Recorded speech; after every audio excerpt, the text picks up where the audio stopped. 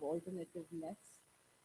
But in the sort of process of running the consultorium and doing the work we do there, I can tell you there was a clear aspiration to be very far from the alternatives, actually wanting to be the mainstream. So I occupy that space with much difficulty. Uh, so what I'm going to share here with you is actually not that the conservatorium is a museum. These are our galleries. This is our programming. I feel like enough has been shared, said. On that, there's resources available online to check out that work.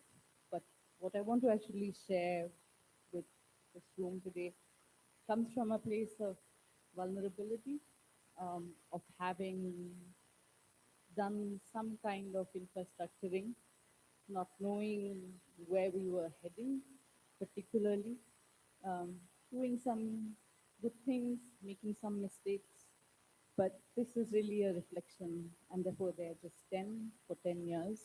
I'm just going to share with you 10 reflections from having um, attempted to set up a museum, three in the last 10 years, um, which have not been state sponsored, that do not represent the state, that maybe the need for setting those up came from actually countering the, the sort of mag- the magnitude of state narrative that um, is thrusted upon us now, but I guess because I come from Gujarat, we had a sense or an inkling a little before the rest of this country did. Um, yeah.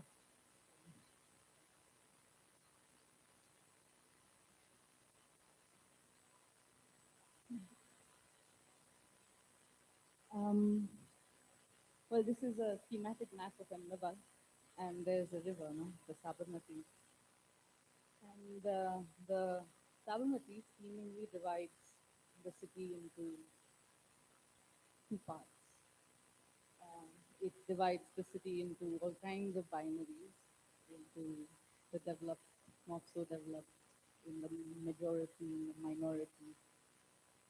Um, and while doing so, it pushes um, pushes us to think of people also as binaries. Um, one of the things that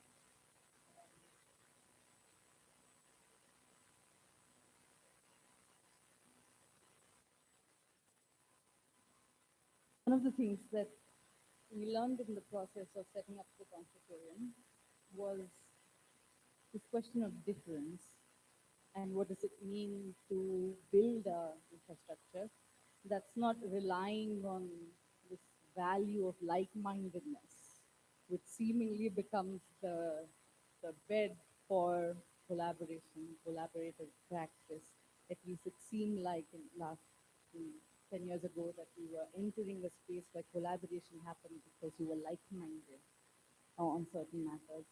And to actually, while building this kind of infrastructure, partly brick and mortar in our case, partly an infrastructure of a certain kind of politics that the Museum of Conflict hoped to begin having conversation in the city that we were located in. Um, that if we have to be a resilient infrastructure, we necessarily cannot be like-minded. Um, Therefore, the artists who come don't necessarily agree with each other. That the team that holds infrastructure like this certainly does not agree with each other. We don't come necessarily from the same political spectrum. Um, and these are tensions that exist between this team at all points of times. So it is as much a tension of personal positions when we are on the conflictorium team as it is occupying public positions. Um, and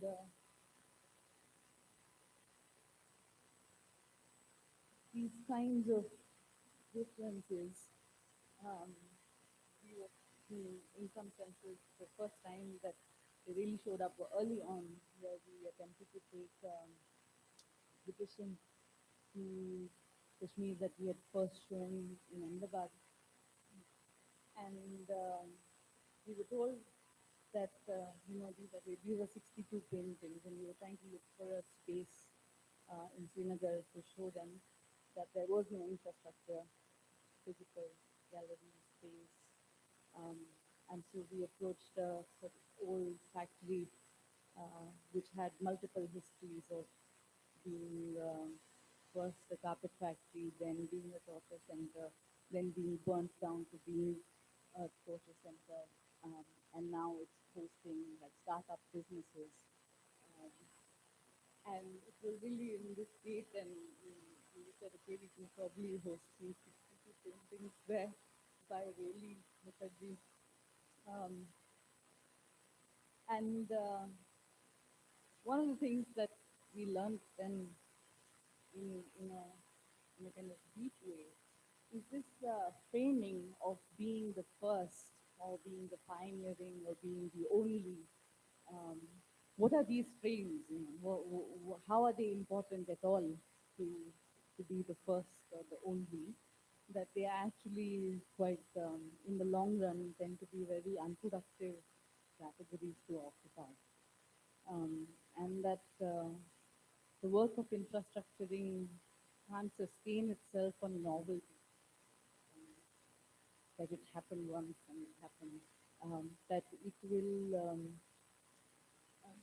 that some of these infrastructures were built for joy, um, and not say we will have joy while doing something that, that we are walking towards. And um, that's the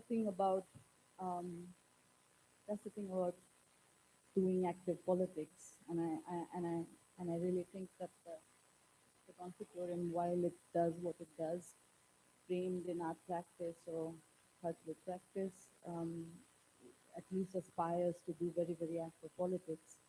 So where is the place for this kind of active politics, if not in joyful manners? Um, so while while doing this kind of cultural politics, uh, one can take oneself very seriously, and I guess it is a matter of seriousness, but um, it's this this question of joy in politics really then forms the foundation of what we use easily know, this idea of solidarity. It's like, where is solidarity coming from? It's coming from places of values, or, or sometimes it can come from co-creation of joy. Um, the other thing that I think I want to talk about is this need for presence. And I know someone else spoke about it either yesterday or today. Um, is that what presence can do, nothing else can do. Um, and I'd like to share an anecdote from the lockdown. For a museum of conflict that calls itself a museum and is a physical space, um, you're a physical building, and all your activating conversation, dialogue comes from being in the same space. Now, this building, this picture is very old now, probably from the first day of when the museum was inaugurated. Um, this picture is terrible. Um, um, eh, when we shut the museum down because we had to, right? And museums were going online with their collections. We don't have a collection. The conservarium has no collection. It has a collection of people's writings that people leave behind, or people's objects, because it mostly offers opportunities or containers or prompts or questions that people leave things behind. Um, and then when we just had to shut it down, we had to, within the team, share this anxiety, saying we are now shut. but is our work shut? And if we are not a physical building and we have no collections, what is our relationship with the online space? And we have an anxiety of being forgotten because, meaning at least internally, in our critique of what we saw um, in the larger ecosystem, it felt like uh, there was an anxiety about, oh, we must stay in people's minds or consciousness. And we were wondering whether we need to, as a museum of conflict, remain in people's consciousness by putting up a post every day. Now let's see. Um, but really, the question of presence became um, a cornerstone of how we can do our work. Presence in a way that simply not arriving. We were talking about listening. Listening was talking about like listening. Um, and what does that actually mean in a space like the Museum of Conflict, where listening is not always comfortable because you are listening to a large spectrum that challenge um, some basic values of, say, what violence is allowed and what violence is not allowed, um, or members of the public or audiences making observations or notes within a museum building saying there's a wall that's purple and blue and green and red. Why is there no saffron wall? And you sit there and listen very carefully because someone's saying, reading the colors of the wall in very particular ways. And that kind of listening requires some amount of practice, or that kind of presence is a kind of is a practice. And as a infrastructure becomes an institution from two people to six and then 18 and then 20 and from one city to two cities. These are all frames that we are borrowing from the institution. And I noted this down yesterday from a conversation where a panel referred to the institution as the institution. So we have a sense of what the in the institution means. So of course one was borrowing some of these ideas of legitimacy, of scale, of tone, tenor, register, because the institution sets that up. Um, Now, how do we want to stand in opposition to some of these ideas? Do we want to say, I want to engage absolutely not with the frames that you offer, that the institution offers, or do I want to inhabit it and then eat it hollow from inside, and whether that's possible as an attempt of para-institutionalizing. So one can critique it from the outside, and that's absolutely valid to do. And then the other is that one attempts something else from the inside. Um,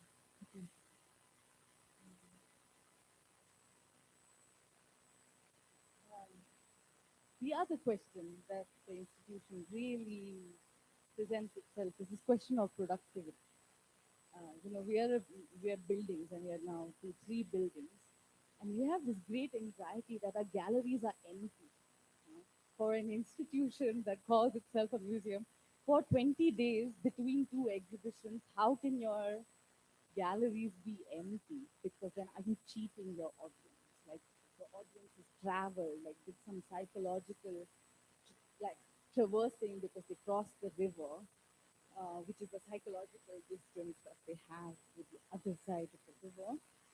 Uh, and I think this, uh, as much as for me, I take the kind of blame on this learning, but what went down before this was learned as an infrastructural practice was to really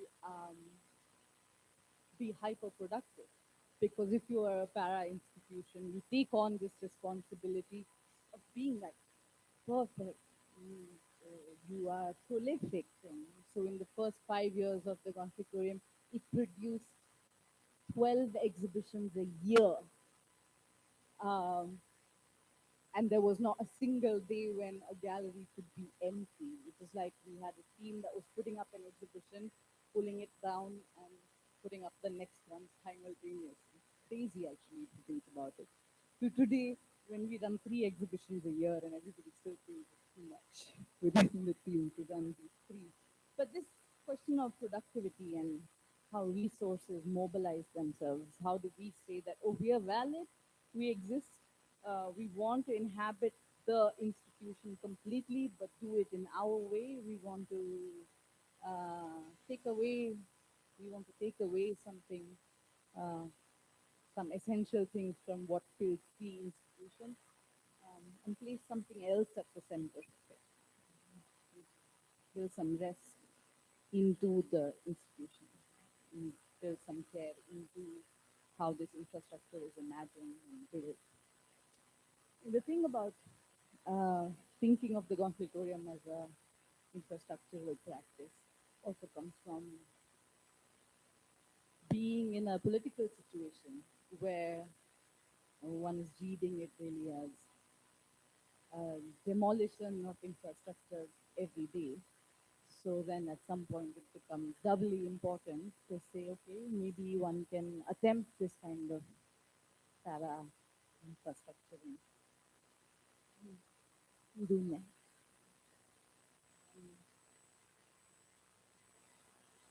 Oh, the infrastructure, the infrastructure of that we were trying to build also suddenly is also embracing uncertainty, that uncertainty which absolutely is denied to the institution.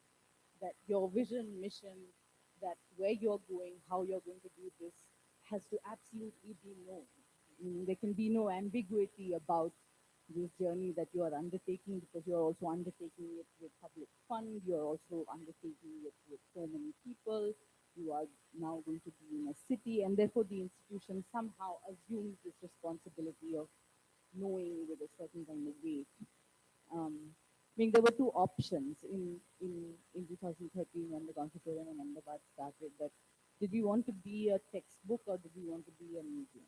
Because those were the two forms of legitimacy creating historical narrative, legitimacy creating mediums that were being used. Um, uh, and there was no way we could have been a textbook because that meant we had to have access to a very different kind of bureaucratic infrastructure to be chosen. But then to be a museum and to be uncertain has felt like one has to work against the grain of everything in that that presents itself in the political outside. That the one thing you must ask, you have to be certain about your positions. You can't have shifting positions. How does a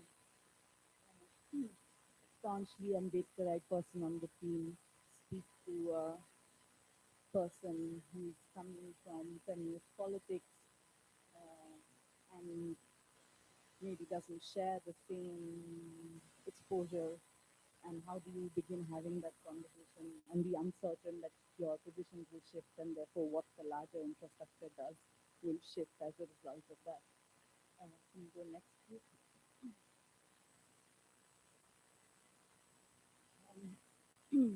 Then there's uh, then there's this question of doubt, and I know there was some conversation again on day one about doubt, um, but uh, and I feel like I want to speak about this particularly because we are thinking of feminist practices. I think in what I was exposed to in say the early 90s or late on the ways or the aesthetics of politics of being feminist um, was marked by a certain kind of confidence in the public space. Can you go next, please? Um, and maybe I can share this. That I probably first learned that version of feminist existing from my grandmother, who passed this week. Um, And I knew that that kind of confidence in public space is actually a very complicated feminist position, where it comes in and says, I have all this privilege, and therefore I can own my confidence and walk in a particular way. Uh, how does one actually insert some kind of conversation of intersectionality in that confidence? So the consultorium, I think, has attempted um, both inside and outside. That if within the people who build that infrastructure and those they hope to engage with, if we can insert doubt in the way we think and do, I think we managed something. Can you go next, please?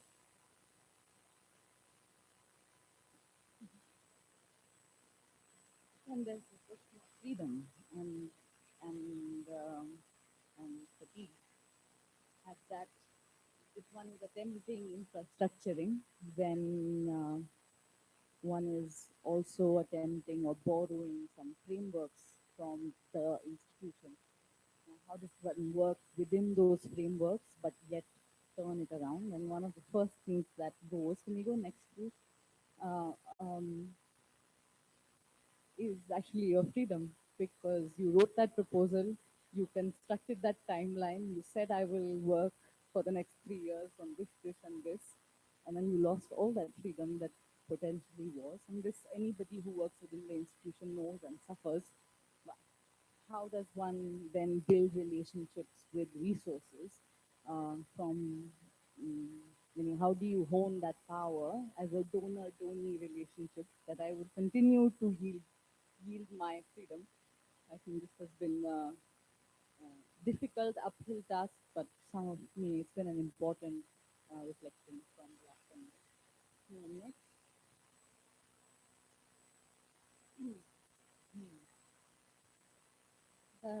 This is, I guess this comes from an experience both of being present in Gujarat and in Chhattisgarh, where this relationship between dialogue and discomfort uh, is sort of marks the everyday, and I really mean it in no abstract ways. Where you have, because you choose to have a particular poet or a particular speaker or particular artist before you reach your workplace or your gallery, you have members of the intelligence sitting there before you arrive in your own office to say, uh, I don't think this person can speak in this space today or ever.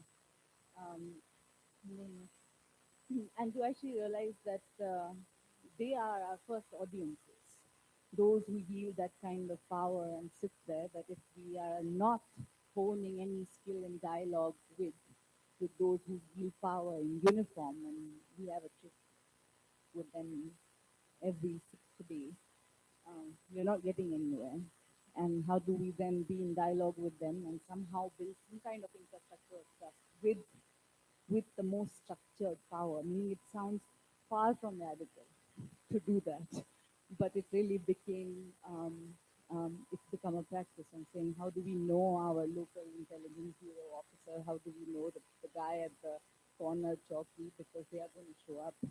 They're outside our building. Um, and then there's this question of visibility. Why did we set up the infrastructure in the first place? Everyone wants to be seen. The Museum of Conflict wants to be seen, so that the stories that it tells, so that the artists it hosts can be seen or be heard. Um, can you go next? Also realize that that kind of visibility for an infrastructure itself is actually detrimental to what we are doing in the first place. That visibility for an infrastructure changes its entire being, presentation, aesthetic, politics, language. Um, so visibility is such a complicated relationship. So how visible can you be as an infrastructure, and when is it that you absolutely become invisible to the larger process that one is trying to push through. Um, and I guess the last one um, is this question of death. You know, um, where, death is. I feel like within institutions we barely speak about it because institutions have roles, and then when someone leaves that role, another person comes and takes that role. So institutions seemingly are built by roles. Um, I think in the last 10 years, we have also realized that actually this kind of infrastructure that we were attempting is built by people and not roles. And that when people leave, because we have seen all kinds of departures, and institutions, infrastructure see all kinds of departures because of physically dying, departures because of growing apart, departures because other people want to do other things.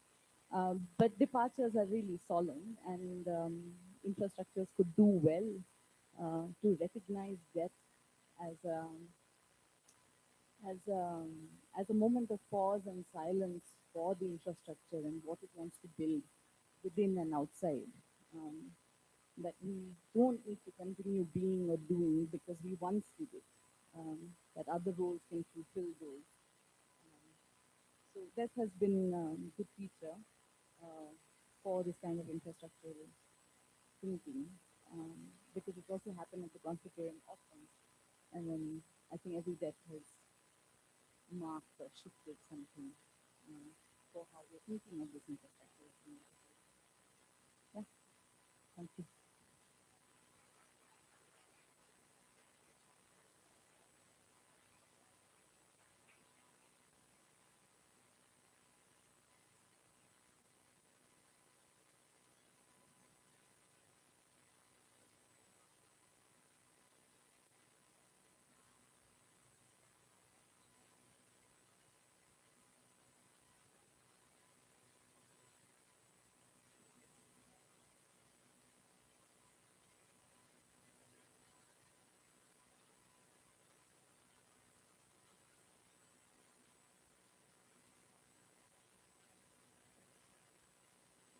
Thank you, Armin.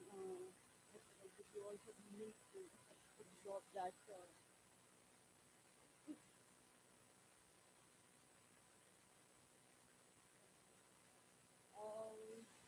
It's kind of strange to be speaking between, I think, Avni and Meenakshi today. I'm gonna, I don't know. I have no idea how to do it. It's like, I'm gonna, okay, okay. Um, I'm gonna start today by talking about, actually just quoting Andrea Presser, this one particular quote from There Is No Place Like Home. Most of us, however, and most of the art world exist uncomfortably and often painfully in between these extremes. She's talking about when she says extremes, it's like the mainstream market-driven art world versus the ideal sort of like an imagination of an ideal art world. That we sit sort of uncomfortably and painfully between these extremes, embodying and performing the contradictions between them, and the economic and political conflicts those contradictions reflect, unable to resolve them within the work that we do ourselves or within ourselves, actually, much less within the field that we work in. And I, I come here today uh, feeling uncomfortable being in this somewhere in between and wanting to, I think, talk about what this experience has been to, to create and work on a sort of like a self-organized independent initiative in the arts as an artist, as like someone who thinks of like infrastructure building as an expanded practice within my own art practice, not like think of myself as as someone who's like doing this outside of that practice. And I have to say that I just thought I'll have my website today up because it's going to change now. Um, I started Home Sweet Home in 2015. Uh, it's an exhibition. It was an exhibition series that took domestic spaces to make exhibitions, to show artworks, collaborate with artists, later curators that I wanted to collaborate with. Meenakshi is sitting right here, who became with like one exhibition. Uh, and it's kind of interesting. It was like the first show was just like I asked my friends to like give me works, and like there was this poem that was always there on my wall that I really loved, and we just wanted to have that poem. And I wrote to the poet at that point of time saying, "Hey, listen, like, can I just show this poem in this exhibition?" It was really like a very impromptu thing to do. And 3 hours before the exhibition, we are ready. The exhibition is up. All the friends are there to help me, and everybody's like just like sitting around. And I don't know why, what what prompted me to think that I'm gonna make a rum punch, and it was supposed to be a lemonade plus rum. And little did I imagine how many lemons we will have to deal with to make that rum punch. And for the last 3 hours, just before the exhibition, all my friends are on this lemon duty. Suddenly, everybody's like getting tired, and like, like the new friends will come and they'll be like, okay, okay, we are doing this. And I would never forget that day of like 3 hours of dealing with lemons. And I I think we did like 12 exhibitions till now. Very slow. Whenever there was time, whenever there was possibility, sometimes an artist would come and say, "I really want to do something," and we'd be like. So often, my role was not of a curator. Mostly, it was not of a curator. It was an organizer. I was a provider of food and space and so on and so forth. But we were truly sustained by friendships and community and like people we were working with, living with. In 2016, I went home because my father fell very sick, and I took a sabbatical from my job. My entire like world had changed. Suddenly, I was in Ahmedabad, a city kind of I hated, home I hated, and like I had to like make it my home. And I had just like left. Also, I had to also leave as a result home sweet home that I just like started. And a friend said, "Why don't you just like do something in my house?" And again, we were like, sustained by so many people just in Ahmedabad that I had like a city out there. And it's a series of just like these experiences of really people in ensuring that we are well fed during the exhibition, that we have like roof over our heads. And it was a of course, a self-financed a space. There was never ever any money. There were two times when we had to raise money to be able to travel, afford food and accommodation, especially whenever we traveled. So in those two times, we set up shops, asked artists to give us multiples, and sold those multiples at a 30% commission, and that 30% we took to then to um, pay for some of these expenses. Otherwise, none of the exhibitions were ever like we couldn't also pay the artists. Nobody was paid in this whole thing. It was just a thing we did. Um, and when I say this, I want to read out like this time I made in the morning to say that this is not new to Bangalore. This is not new at all, but Bangalore especially, it's such a this amazing space of so many independent initiatives. And I want to kind of read out like this. It's not an exhaustive list. It's just like a list out of top of my head right now. And I'm going to read them quickly. All the names, titles that I could think of independent initiatives in this city, just this city alone. Barwan, Samoha, Mara, Jaga, Jivan 59, Power Cut, Taste of India, Samujita, Kalamelas in the 80s, Ananya Drishya, Will Figure It Out, Walking Studio, Taj, Ken School, One Shanti Road, UP, Blank Noise, Experimenta, ISRO, Famous Artist Collective, Kamra Archive, Restricted Fixations, Partly Purple, The Drama Queen, Pagal Canvas Collective, Indie Comics Fest, Self Finance Studios, Aspanda Art Space, Atalia Prati, Reliable Copy, Kanite, Namma Kate, Silicon Plateau, Studio Printmaking, Aravani Art Project, Sundari Katte and Jolly with Series, Sarjapur Kari, Challa, Kala Mandira, so far. Like, anyway, just this is just on the top of my head, everything. We have like handful of galleries, like three or four, and actually maybe one, and handful of again museums, and this is like it's not an exhaustive list at the moment. So what I think what I was doing as with Home Sweet Home was just part of this like larger spirit that the city had to offer. Uh, the Home Sweet Home changed 1 year back into a publication platform. Therefore, I was saying that the website is coming out. So it's going to be an online publication platform to now focus on research, collaborate, to think about independent initiatives in the arts in this country. Uh, the reason for this change was, of course, my own interests had like were shifting, but I also wanted to sort of like start thinking more carefully about infrastructure building, money and labor, and that's what I think I want to talk about today.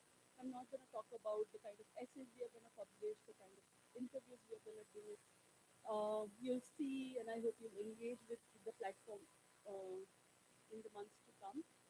The What I want to talk about is the struggles of last 1 year and thinking about various things that came from experiences of working in the art world. Uh, the earlier home sweet home structure was all about having no money and like just doing things on the spot. With this particular publication project, I was lucky enough to get 2 grants, and that sort of also gave me one confidence and sort of a direction to think about what kind of organization this is going to be. What am I going to do with it? And the first thing that was really, really important was mm, to think about how we're going to pay everybody, and we are going to pay well. It's not going to be just because we are getting like an essay, pay less money, and therefore we can get more content. Uh, the more content sort of took back seat, and we decided to have lesser content but work within the budget that we have, which also meant to make our sort of finances, make money we are like be able to offer open available on the website. So um, the the reason being that the reason for this kind of a transparency as to how much money everybody is going to get is to also ensure some sort of a um, a policy within our own self is that we will never, now that we've said this out loud, I'm saying this right here out loud, that we will never pay less than this much to any writer that would like come and work for us. Which also means that say tomorrow I don't have money or I have lesser money, I could be greedy and think that oh, maybe I can just now pay today 10,000 rupees to my writers and get like 5 essays rather than 4 essays. Uh, and to not want to do that, to want to stick to what what we've like committed from the beginning. And after having had a lot of thought about it, a lot of debate amongst friends, like to actually come to a number that felt like this is possible and uh, what one should do. And so this kind of like sets us for like years to come. So tomorrow, say for example, you'll not read anything on home sweet home. It's just because we have no money at that point of time, and we will try to find money and we will try to pay. And this has become a very very key thing for me is to create infrastructure and like we talk about labor, talk about time that everybody gives to home sweet home, and that includes like people who work for us. So it's all the decision was to keep everything really transparent, and then work. In this process, so artists, writers, whoever works or whoever writes or uh, offers a piece, it can be an art piece also, or anything else, like gets paid 15,000 rupees per piece. I get paid it's slightly less than 3 lakh rupees for work of 1.5 years. I would like to get paid much more at some other point of time. And but this is the money, and whatever I get paid, everybody who works otherwise as within the institution with me, not as writers, get paid the same money. And whenever and that includes even someone who's scanning for us. That person's salary is exactly same as my salary. So everybody who would work for Home Sweet Home will get like paid in that similar fashion. Um, and this has been one of the biggest learning and what we have not been able to do. I think that's also important to sort of note here. One is that we were not able to this 50,000 rupees was for 2,500 word essay, and if the essay is like longer, we decided eventually to not be able to pay more, though there's a possibility at this point of time that we could maybe pay more. That was just like a budget nightmare because we did not know how many essays are going to be longer and how are we going to account for all of this. And we would only know when we actually get that essay that this is happening. And then there is like a question of artwork. There's no way of knowing because like an essay can be measured in words, but an artwork cannot be measured in words. So that was like too much, and we couldn't really like figure this out. And anyway, didn't do it. And also, there's a whole bunch of interviews we are doing with artists who run independent initiatives, and that's also something we decided to not say at this point of time. But everybody else, I think, was stayed in the.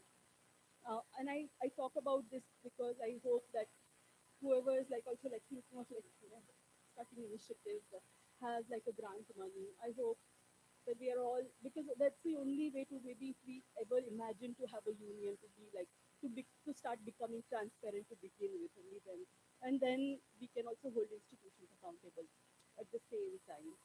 And the third learning has been a learning in language, and I want to read this small bit. Um, when I started working as an editor and documenter of self-organizing in the arts in India, I did not imagine this would be a lesson in language. I called it a study of artist-led institutions in India from 1990 to 2022. I'm going to read this title again. A study of artist-led institutions in India from 1990 to 2022. I wanted to explore institution building by artists, essentially. The first word that I dropped from this framing was institution. And as I said, it's funny because I'm in the middle because the two people who kind of like really embraced this word institution, and then I was the one who dropping not just dropping it from the framing of like how I sort of write emails to people so that it doesn't like really because the first reaction was, oh my god, we are not institution, oh my god, we don't really fit into what you're saying. And so it was very sort of like in our very preliminary interaction with various artists, it was clear that the term evoked emotions that artists did not want to associate with, largely, not always, for their own creations and expanded practices. Institutional thinking felt too oppressive for most to even claim this term as their own. I kept the artist led and dropped institution to sort of just ease conversations and like to not get stuck at nomenclature. At this point, initiative sounded like a better replacement to the word institution. But little did I know that this was just like the beginning of a long journey of just like uh, reclaiming and redefining and redefining vocabularies of the scope of work I was like setting out to do. Soon after, artist-led, of course, felt very limiting because I was reaching out to curators, writers, cultural workers, and rather than dropping the term artist-led, I just like added other terms depending on the circumstances. To further define the scope of the work, I added at various points terms such as independent, autonomous, DIY, DIP, and self-organized. So I would like use a mix of these terms, in my emails to authors, writers, curators, creative practitioners in general, and um, these mix of like this cocktail of words often didn't like really uh, clarify the scope of work. And it's like confused further as to what are you talking about? What do you mean by this? So we would like get into a conversation, figure out what is the scope of work. Almost often we would have to like get on a call with like writers, especially writing for Home Sweet Home, as to I really want to work with this particular organization or this particular initiative. What do we think? Do we think this is, you know, does this fall within the scope of work? So it's been kind of like a journey to figure out what are we talking about, and to sometimes ease conversation, I would also like to in like terms like alternative art spaces on North Main Street.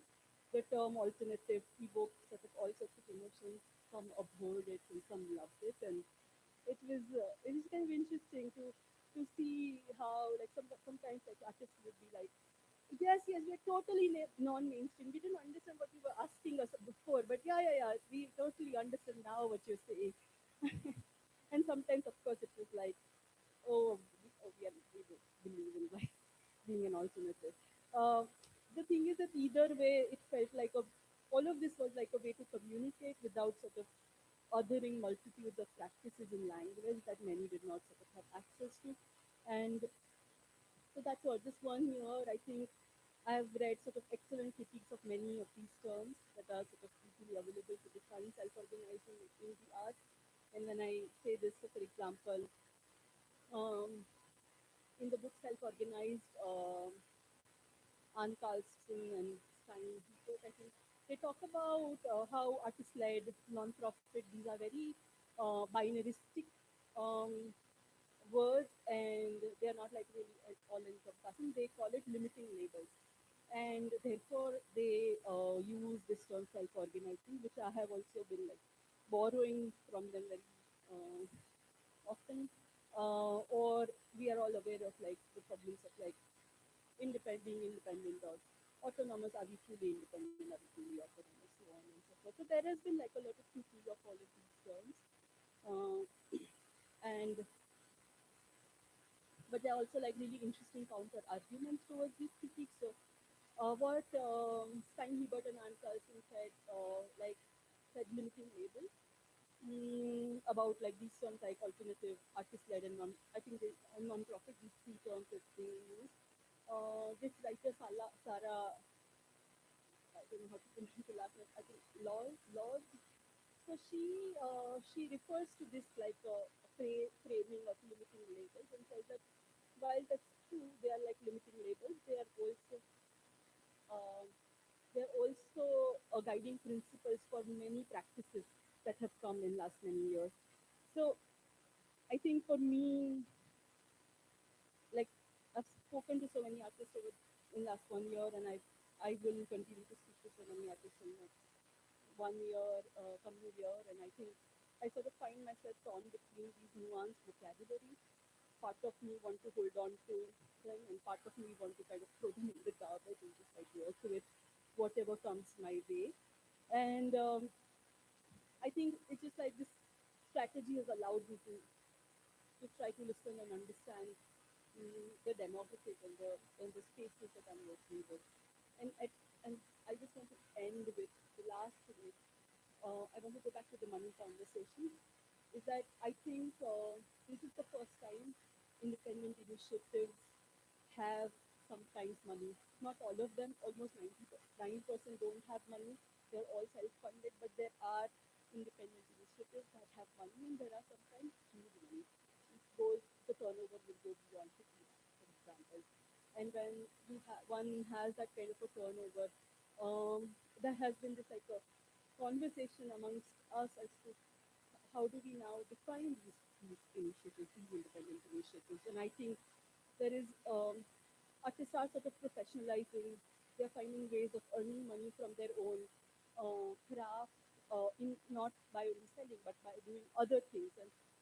And I think it's sort of important to start learning about money and like talking about money and not shy away from it and not feel guilty to have say larger turnovers if an independent initiative has those. But I think that conversation needs to begin to understand the spectrum of also these independent initiatives, because I do think that something is shifting at the moment, and there is there is learning everywhere, whether there is like really like money to build infrastructure or zero money to build infrastructure. I think there's something to talk about.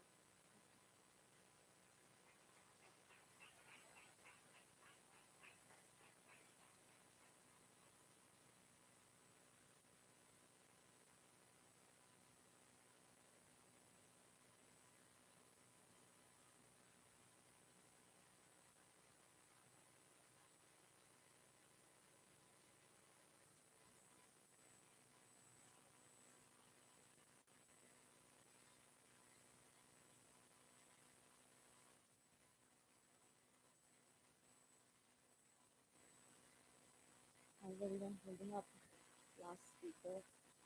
Before I start, I just want to say it's been incredible to be here over the last 2 days and actually um, have a chance to listen to everyone who's been speaking and the panels. I think you're all so incredible, and I've just been trying to process everything, and hopefully um, there's a way for me to also share my practice, which is a lot of different things. um, I do sort of have a practice of writing and exhibition making. And funnily enough, I have actually worked a lot within institutions and then sort of had this uh, constant antagonistic relationship with it as well. And so the counter and the alternative uh, is sort of doesn't necessarily help me put myself in a neat sort of framework. So maybe I can sort of, I want to build a framework first, and I often am, I look to theory. I actually love theory, and I do look to theory that it comes specifically also from lived experience.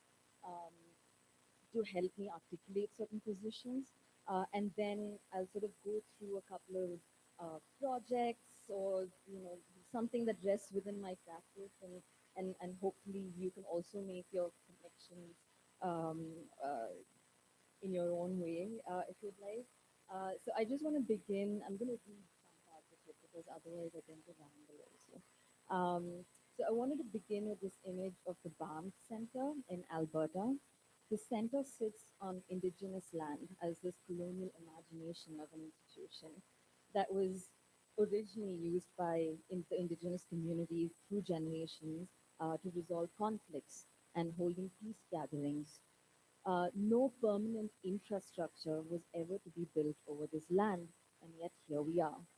Artists who come here to the Banff Center on residencies have intense, unexplainable experiences. My friend Aman, and this is a true story, who was on a residency here for a month, him and his fellow residents for the entire month ended up sharing the same dream, like they had the same dream. And I thought of this as this idea of already existing sentient infrastructures that are not necessarily visible but exist, over which a colonial imagination rests. Its way, this indigenous epistemology, its way of resisting and occupying is literally through our dreams. So, in thinking about infrastructures of the otherwise, which is a moniker that I use and borrow from a lot of other theorists, this story reiterated this idea I work with often, that of affective proximities, which John Akentra, a filmmaker, speaks about in his work. What does that mean? In a sense, these connections across space and time is important to the ontology of the project, the being of it, in formulating a way of working that borrows and relies on strategies from other fields but is wholly unique to itself. Next slide, please. Talking about mind maps, we saw Jasmine do that. I do that, this is my brain. And through these juxtapositions, I'll refer to it as IO, which is instituting otherwise, has been slowly building a language, a vocabulary, which comes out of a practice of how I relate to myself, to others, to the micropolitics in the interpersonal and intra-hierarchical, and how that can, as Trintamina says, recreate but without recirculating domination. So a rough mapping of the many systems that operate within what I call an infrastructure of the otherwise, something that aims at going beyond all notions of centrality. These are value systems, building blocks, lessons learned. But most importantly, it's about how, where, and when have these been embodied. Theorist Jack Haberstam provided four different ways of thinking through this for me. Embodiment. How do we seek another vocabulary and another grammar to hold the body out of place and out of time? The haptic, which is how do we stay in the present through a sense of touch over seeing, feeling, flooding, and emptying? The an-architectural, forms of unmaking, an infusion of anarchy, of different modes of empty and nothingness in the wild. And my most favorite, bewilderment, to be able to get lost and intensify states of confusion. Next. Manifestos have been one way in which I've built on my practice by means of values embodied and sharing it, circulating it on social media platforms that are adept at reaction, resharing, amplification, projection, FOMO. Right? Next slide. Right. And the circulation of knowledge systems and the coming and going within these knowledge systems has been a preoccupation for a while, especially when my work has involved archives. Archives that challenge how, when, where, and why knowledge and culture is produced and distributed within visual cultures. From within the structures around the politics of visibility, I focused on two projects: the Index of the Disappeared, which is an archive created by artists Mariam Ghani and Chitra Ganesh, and the Afghan Film Archive, an existing archive that was accessed by Mariam Ghani. And these two projects have taken a more networked form of exhibitions, parasitic libraries, and symposiums, offering an analysis of the methodologies of display and infiltration to many collaborators. In navigating through two projects and the varied Afghan American exiled literary contributions, I investigated aspects of memory and fear from within these archives, deliberating if they can be excavated, reconstructed, and or re-narrated.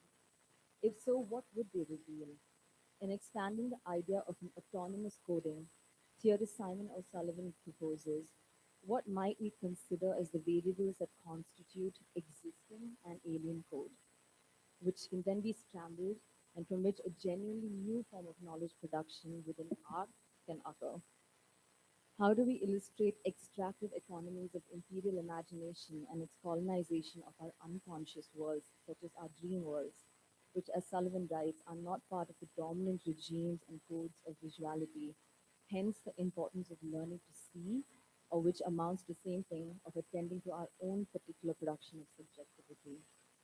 When he argues that it is in the edges of our understanding where everything happens, I read it as another site where potentiality manifests, where instead of the edges being cast into affects of fear, of ontological insecurity, and as unstable peripheries of a colonial frontier imagination, here in the untimeliness of art, stuff happens.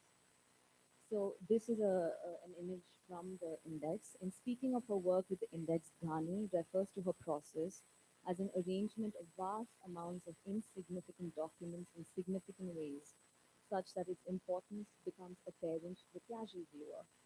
The archivist, artist, researcher becomes an expert in understanding what pieces of information go together so that significances reveal themselves, only because of a sustained engagement with the archives. The crucial aspects of a methodology of infiltration of an archive, a movement in and out and from within, is the continued formation of a multiplicity of infrastructures that are malleable rather than solid. However, this multiplicity of infrastructures, with its archivist, artist, researcher as experts, at times holding the subjectivity all together in one body and at other times in many bodies, form a knowledge community that is situated precariously within contemporary formations of hegemonic power. Next slide. Please. Next slide. Um, in thinking through the ways in which she chooses to engage with her research into the Afghan film archive, Ghani points out that any methodology that looks to Afghanistan cannot be a direct, rational approach. Rather, she describes the research process as one of revealing your desires to the archive in a manner that is seductive and intuitive rather than analytical and definitive. It involves a stepping in and out, of employing patience as a narrator, of vulnerability as a translator, of purity in intentions, and acknowledging that you cannot simply take without giving back to the archive. Next slide, please. This is a still from Attenborough's film, and I want to read what he quotes in terms of grounding back to what affective proximity is and how that enables new forms of knowledge production. The proximity is the thing I am most interested in. I'm fascinated by iterant pariah ideas that exist in the margins of their practice or their own disciplines, coming together almost as a band of outlaws. The reason for that is that it is only when that proximity to each other becomes meaningful, when they take part in that debate, that something else starts to happen. It's that something else I'm interested in. Next. I'm just going to go some of these slides now. I'm kind of getting into my, I moved from the sort of engagement with the archive and to exhibition making with the archive. So how, this is also how my vocabulary sort of like further develops in terms of aspects of proximity, right? So I curated this project called Out of Turn, which was at Serendipity in 2019, and it was basically in collaboration with Asia Archives Research Collections, and it was presenting moments from the history of performance art and I'd say Asia, there are many kinds of Asia, but and so what it did was pairing materials that were drawn from the archives and then also pairing it with performances that were commissioned from artists Maya Rao, Priyanti Anushka, Riverlin, Sajin Mane, Siren Moon, and Mohan Salon. In juxtaposing live art with various historical documents, including photographs, texts, and audiovisual recordings, the exhibition touched on the paradoxical relationship between performance and the archive. If you can just go to the next one, on the next one, next one. Yeah. And I wanted to just focus on three particular parts in the exhibition. Maya Rao was performing, but what we also included was Shiba Chachi's um, collection of photographs that she had taken of the women's autonomous movement. And this particular image is of Maya. The story of Om Swaha is rooted in Hardeep Kaur's murder in October 1978 in Janpura, New Delhi. Her death screams were heard by neighbors as she burnt in the sitting room of her home. Kaur's story became the focal point of one of India's first feminist street plays, Om Swaha, first staged in late 1979. Women's groups across Delhi used this powerful play to rouse public outrage against dowry killings, setting in motion events that ended in a landmark anti-dowry legislation in 1980. Om Swaha, a play about the two cause, friends and victims, was first staged at Indraprastha College in late 1979. Maya Rao, who is here, playing Hardeep Kaur, drowning in a sea of flaming red dupattas, was so believable that audiences froze in horror. In an interview to Malmi Nayak's troll, Urvashi Bhattalia recalls, and I quote, "The scene where she is being killed, I remember there was pin drop silence. We could only hear two things, Maya's scream and the traffic on the road. Even when we played to mostly all male gatherings during lunch hours in Connaught Place and Patel Chowk, there was no hostility, just compassion." Another project that was included in here was Dina Zana, who's Marvin Astorga and Young June Park. They're Los Angeles-based artists, performers, and collaborators. In 2012, they founded Mutant Salon, a roving salon platform for collaborative performance and community building that strives to foster connections between queer, trans, femme, POC, and mutant communities. In addition, Astorga and Kwok perform as Zena Zena, this is them as Zena Zena, an experimental music performance collaboration whose cathartic performances combine DIY and power electronics, mutated vocals, and bad drag to expand ideas about queer and trans bodies. This makes sense. And why I wanted to also, and I want to mention that I also created this along with John Payne, who is with Asia Archive. And the reason that the two of us also felt that this particular space of a salon, and meaning that people could come in here, they could dress, they could get their hair done, they could um, get their nails painted, and it was mostly about creating a space of care and love and joy as well for the audience. So you're experiencing certain histories that talk about violence, but you're also present there in a space that can then hold you. And I think that was sort of important for me to um, work through the experience of an exhibition. The next slide. This is Anonymous Fantasy, the India version, which was done by artist Sayan Young. It's a performance piece which reimagines the Korean theatrical tradition of Yusang Guchak via the perspective of contemporary art. Yusang Guchak started at the end of the 1940s and declined after peaking in popularity during the 1950s and 1960s. It is a genre in which singing and dancing are combined. It contains remaking stories of popular myths or novels based on Korean traditional music, Kansori. Using Gupchak has a significantly subversive style that only women players can perform all of the characters. Even though using Gupchak has a short history and little historical documentation, it has achieved a new modern formation of theatre as much as radical sexual politics during the Korean modernization. This piece by Jung creates a technology of imagination closer to using Bochak, an image of absence. It also argues for the inherent political possibility for minorities of using Bochak by critically intervening in the certain hegemony of so-called written history. Next, you can go to the next one. So after this, I'm just my tone. I was just going to change. I might like speak a little bit more than read, but during serendipity, of course, it is also when we see the wave of Me Too crash down on the art world between October 2018 and then into 2019. And in the aftermath of Me Too, there have been many different art worlds that have been doing a lot to understand these infrastructures of oppression and capital and profit that we are countering. And so when we want to say that we want to rebuild something or recreate something without redistributing dominant systems, what does this post-Me Too landscape look like? How are we identifying? How are we making it visible? And this is a recent report done by Investoria called Structure and Trust. And it's actually two artists who go under this monitor. And they've actually had an anonymous collection of data through this a Google form that they put out. It is called the Artist Brief, I think. And this is a free PDF that you can download to actually see the findings.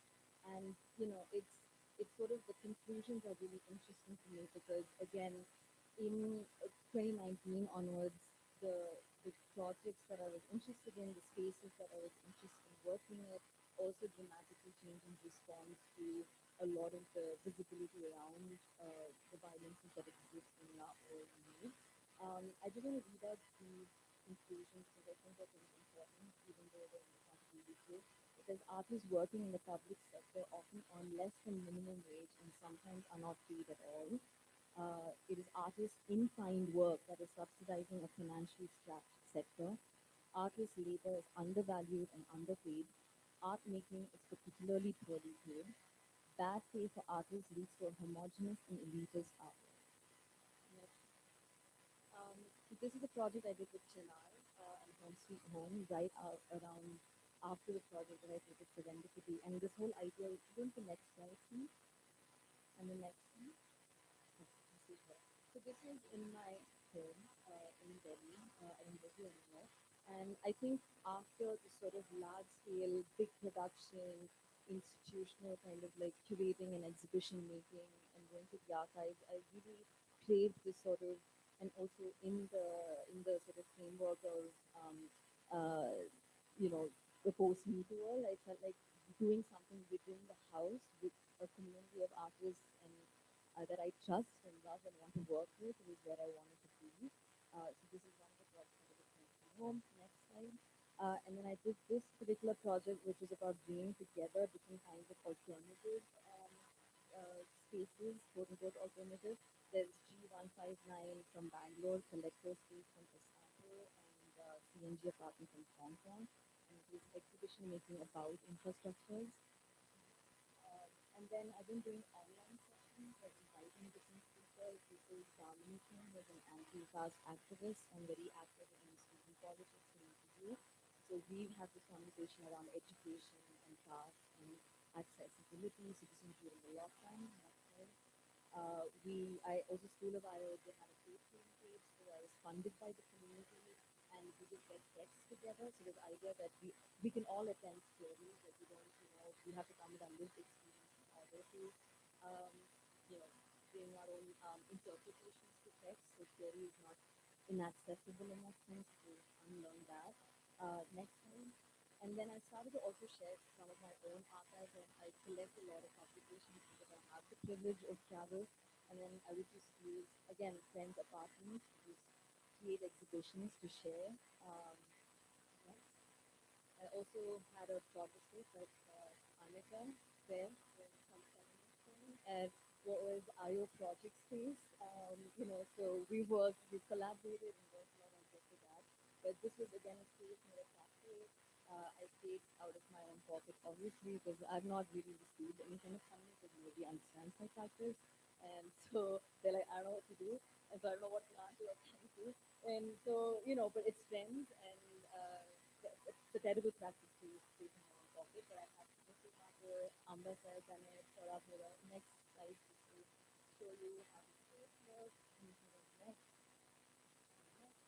And I want to talk about this is so Arnika and I work together in building something called the Feminist syllabus. So it is essentially, in a way, reflective of the exhibition here at MAC. Now it's like visible, invisible, and we sort of asking a lot of similar questions, but more at an institutional scale. So here we were collaboratively inviting people to build a different kind of spaces, right? That was around feminist views at the world. Uh, and these are some of the questions that were also posed, which we've also thought of when we've been kind of doing workshops. I'm just going to run through this because we're running out of time. Um, and one essential part of asking those questions is to also then function from the framework of someone who complains.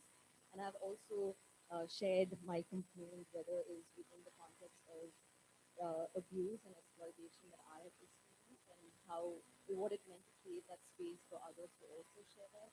And Sarah, I know her sort of in terms of theory really helped me understand how to framework that feminist killjoy that I am. The next and this is a workshop again that Monica and I have sort of collaborated on in a similar way, asking the same questions that we ended up asking. We'd workshop in a sense to also have these questions, think these questions with others. Yeah. And anonymity is quite important to me. I think it's a very important space of human rights. It's also a space that I feel oftentimes to, as Jasmine was mentioning before, this and active listening. So I often go on residencies and then I create this other space where people can kind of gather, art workers mostly or artists, and there is anonymity that we can share and we can sort of create a space of listening to each other in terms of what we would want the artwork to function like. So I usually use the residency where we way to, there's a public sensitive and there's the other side that's not necessarily something I want to share. Um, Done more work, I mean, you can go to the next slide. I just want to show this. This is Dahi Kunishwaka, I think he's working also right now, and Priyanka Paul. And again, this was a project of reimagining how an institution can work. This was the Transmission Gallery in Glasgow, and they invited artists to really write something called a constitution, and that constitution is about how we build ways of working together.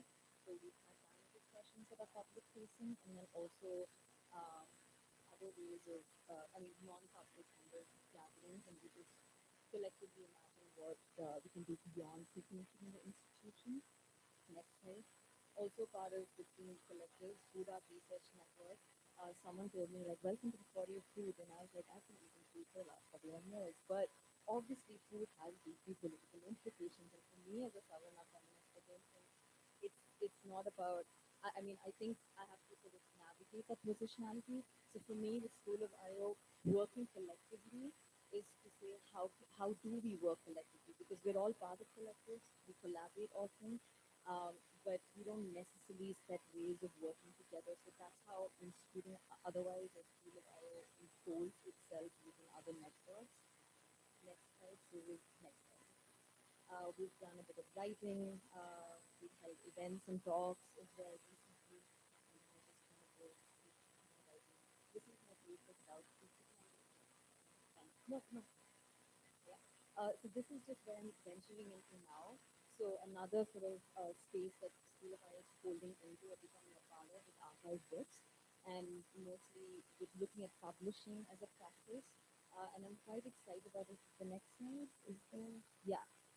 So we sort of function. So it's a collective of 32 women in different contexts working around publishing practices. And so we have different streams and there are different formations. So these are larger sort of ideas around which we want to publish. And the formations are actually the ways in which we're going to think about values. And so instituting otherwise is also taking a lot of different sort of infrastructures that we're trying to build within publishing practice. And I'm particularly, I don't know if the next slide has, is that a next slide? Yeah, and so I just want to talk about where I'm heading, and I'm actually really interested in working with other complainers in other fields. And we have Feminist with Drew, who we're working with and sort of thinking through surveillance as and how that sits within knowledge production. And I like why I'm sort of very excited about this is because Timnit is the one who worked with Google in the ethics and ethical AI department, and then because she complained about how Google lacks ethics, she was fired. So I feel in community with other people who get fired and not complaining all the time, and it gives me hope because and so her entire work is about ethical AI, and I'm sort of excited to see where that sort of goes with this practice.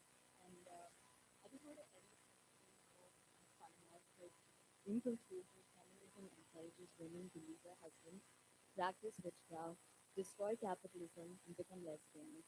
That's what I wanted to say this whole time. And and I also love the conversations I have with others who are always talking about the hierarchies of institutions. And one of my friends asked, "Am I being like too emo?" And I told her like feminist level emo.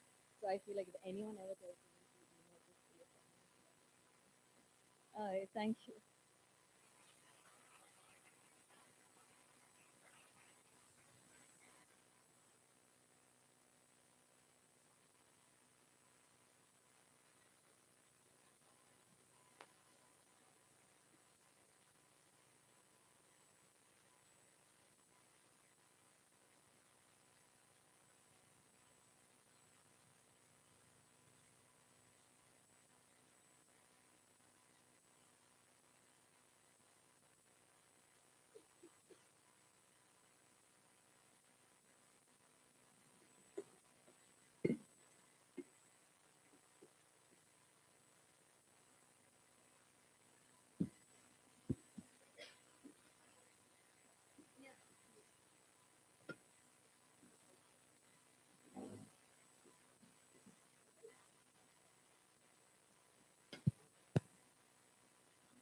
So first and foremost, we thank Matt and Museum for organizing this conference and also putting up this amazing meeting in the last, I know it's been kind of an ongoing project for the last 8 years, but yeah, seeing it realized and you see the connection and also attending this conference has been absolutely amazing. And I'm not going to take up too much time for when we're only running short. So next week, is that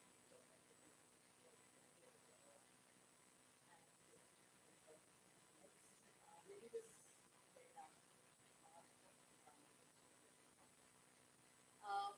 There was some sense that I got from your work that you can define your practice as something that is weak or right.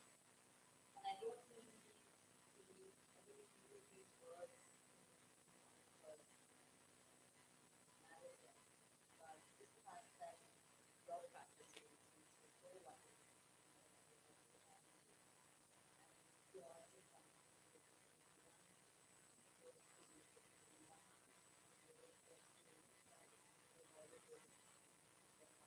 all around life situations. So would you like to expand on this? Because I think very profound with my message.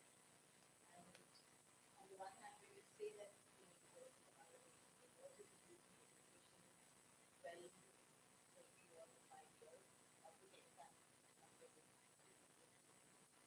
the Lalit Kala Academy has is absolutely like hands on everything. So would you like to talk about that? You probably put your finger on the heart of the problem. That in attempting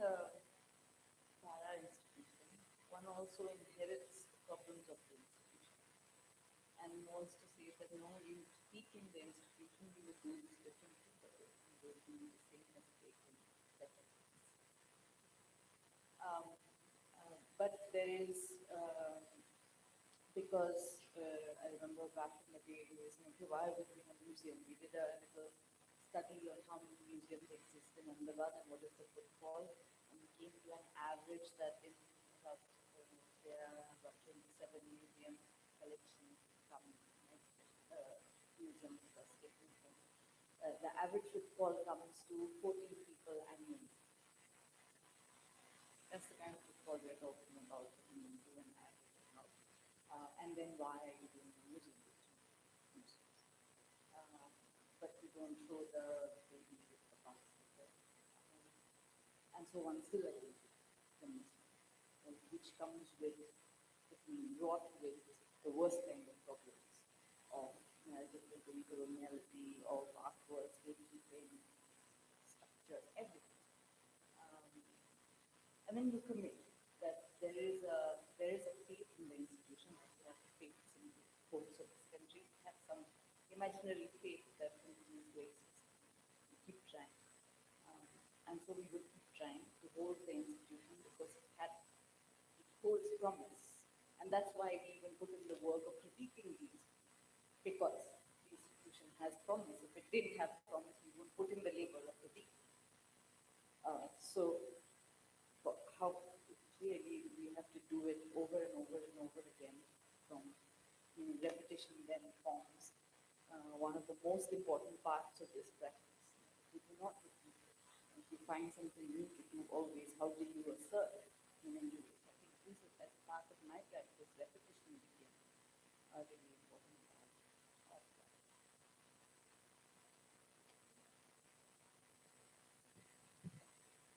This is, um, I think I just function from a place of curiosity, and I feel like you know, I mean, even I just want to ask questions a lot, so I just feel like everything becomes.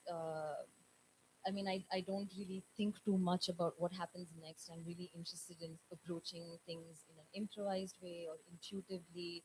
I mean, I've had access to most things, right? Whether it's education or even access to institutional jobs, right? And so I have functioned within institutions also. But then that curiosity around how it functions, oh, then this doesn't look right. What else can we do? How else can we sort of destabilize this, and then you sort of see the repercussions that happen, and then each response in terms of, and I call mine mostly a practice. It just so happens that institutions and infrastructures are like a vocabulary for me, and so I just play around with that. And of course it means that I don't get employed anywhere, because then the questions become too difficult and I don't know how to actually function within an institution beyond a certain point, and then you just keep doing. And I think, I mean, I was functioning very differently when I was outside of India, and then it's been very different coming to India, and I say India in a very broad sense. It's mostly the metros, right, where the actual institutions and the power and all of that sit. And then you become a part of that, and then things are not comfortable, and then you just go. I mean, I just started writing more, so I just sort of, it's been very responsive. So maybe that's why it's so wide. I just keep going. Sometimes when I'm have a antagonistic relationship, it shifts my practice somewhere. And sometimes when it's working, it just keeps going in that direction. So that's probably why it's more in that sense. But it all makes sense eventually when I look at it. I think I'm just like very slow, and as a result, it takes a lot of time to figure things out, and it's very, very important to me to figure out, especially questions around infrastructure, my position between it. Even when I have to write an email, so for example, that I need to get paid for this exhibition, it takes me like a while to get to it, but I do have to get to it at some point of time, and then often I would like get an email that would set me back like a few months because I would be so upset about it and angry about it, and I would just like be fuming. So it's just like I think everything takes time. This year, like I've been working on this publication platform for last 1 year, and I was supposed to write this application for funding. And last day, I sort of like wrote to to the funding agency because I was already in conversation with them and said, I'm not applying because we are not ready, and we need to live with what we've been doing for last 1 year for one more year to be able to really know what is to come. So it's just I think everything boils down to being slow. Also, I have job or like I always do other work to support myself. This doesn't really support myself. So I have to pay rent and food and whatever. So yeah, it's just a slow process as a result, and I want to keep like digging into what I what I began and what I began with Home Sweet Home in 2015 today. It's completely different, and it would be completely different maybe 2 years down the line, or I might just like leave it and do something else. I think, but it's a process that takes time. About the experience of this subject and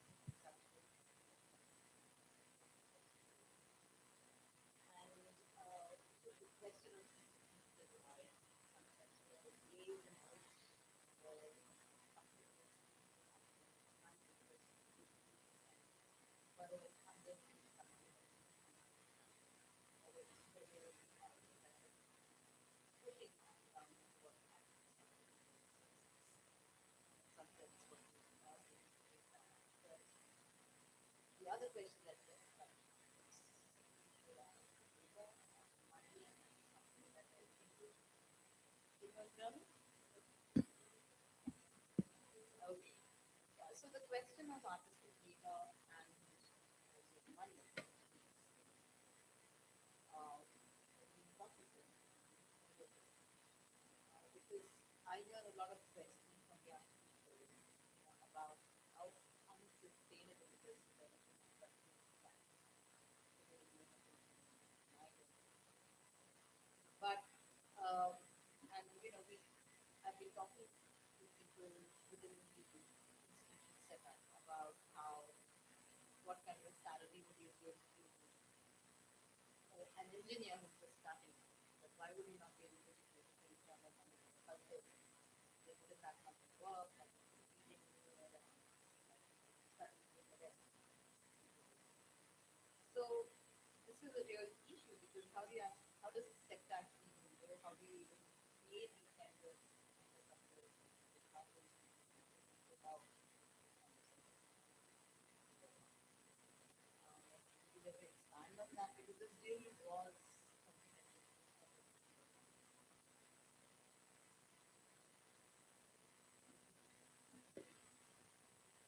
Is this working? Yeah.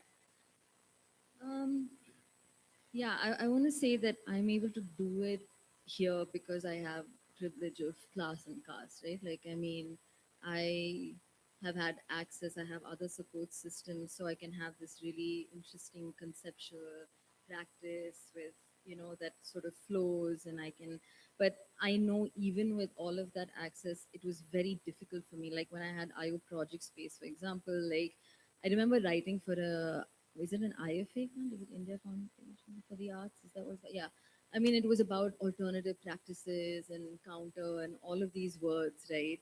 And then I was like, great, I can apply with School of IO, and I can get funding for a project space, and I can. And yeah, they just said that it wasn't a curatorial practice that was alternative, which sort of made me, question my own sort of practice, because I was like, if I'm not counter or alternative, then what am I? Because I'm not working within an institution either.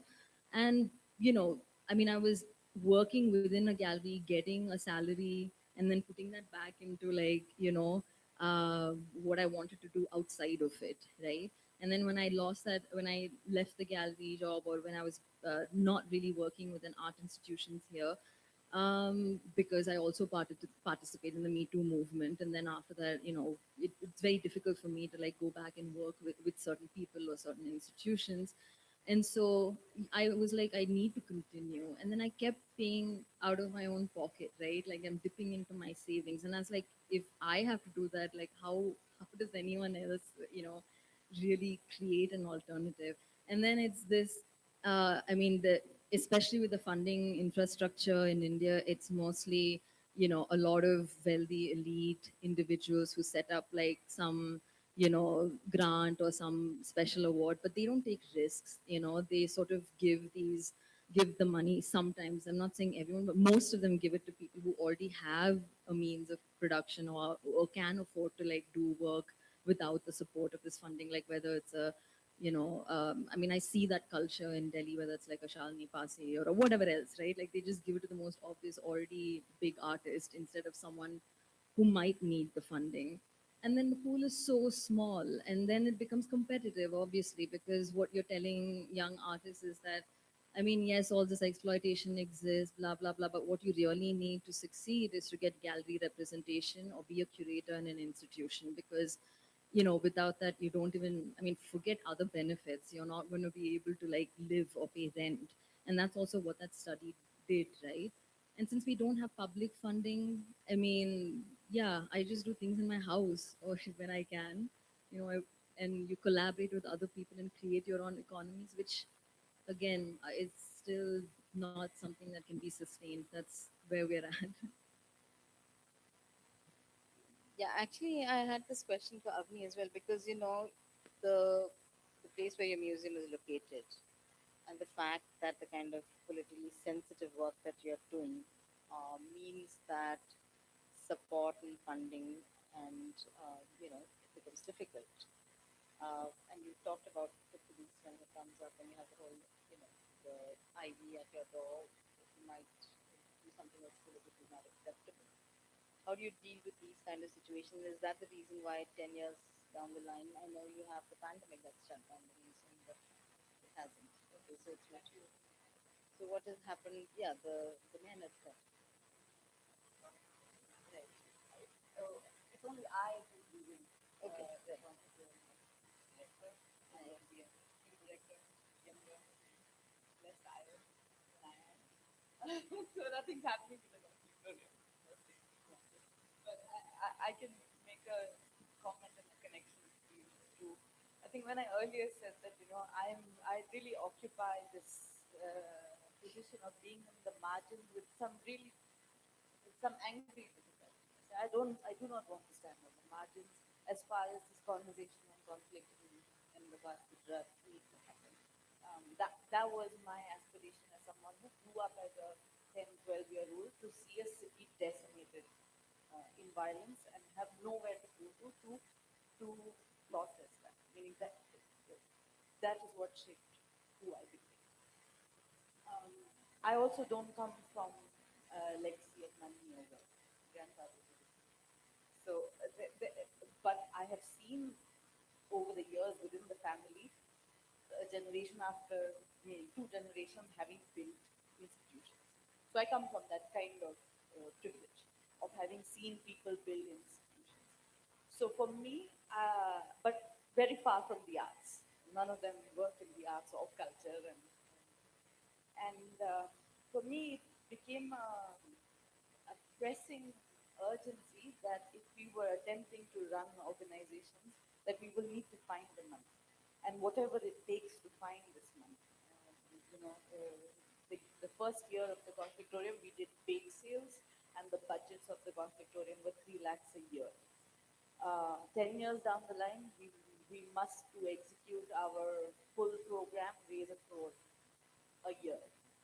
And how did we learn from not knowing how to read a balance sheet or making one to, to say, no, we are actually going to have to navigate this landscape that is brutal, that does not understand this language. Let's say what kind of money is available in this country for this kind of work. If it's CSR or it's funding money, you have your standard kind of your foreign money is largely interested in, say, either in your large development sector markers, as sanitation, health, education, women. Um, And then, of course, there's now Indian CSR money that further pushes that you must actually give to these top three: sanitation, education, health. Where do you insert this conversation that actually culture is a basic need of this society, and push laboriously with people who enter philanthropies and sort of have a tryst with you in a conference like this and say, ha, yeah, interesting work. And then you labor behind that for the next 4 years and say, maybe it is a good idea for you to give money to this, and you sit through when the program officer changes, you've gone there, met them, you've done 3 rounds of excruciating proposals and budgets, and then the program officer changes and you do that all over again. It's serious labor there on people who actually are not interested in giving any money towards this thing that one does that has no tangible ways of measuring what the impact is. You can't count the toilets, you can't count the number of kids who were educated, you can't do any of that when you are supporting culture. So, but does that mean that one, meaning I don't enjoy any of it? Yeah, I had when I got out of design school, I had a practice of my own. I mean, I came from performance. I still, like, in my dreams, think of myself as a dancer, but I do know that if it wasn't somebody else to do that labor, I mean, a whole bunch of us have to do it for it. So it is labor, and we'll have to do it, maybe in whatever way.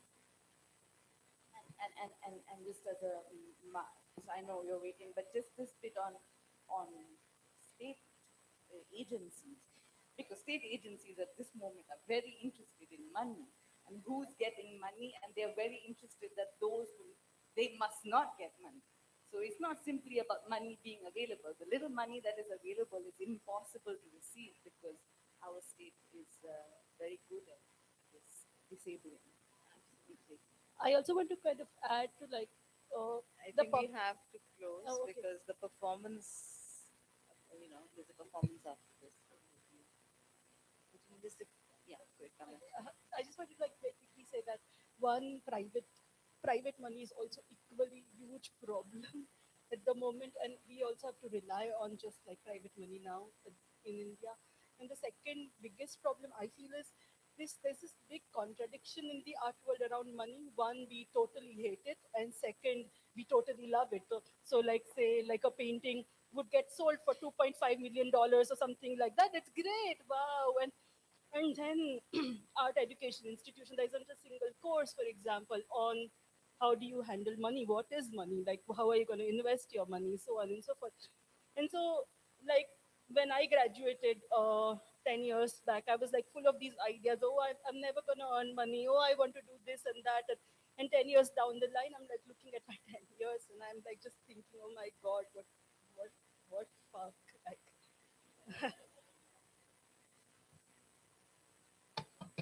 Well, with those few questions, I'm afraid we have people waiting to have us leave. Thank you very much. So, thank you, everybody, and thank you for this patient hearing. And with that, we end the session.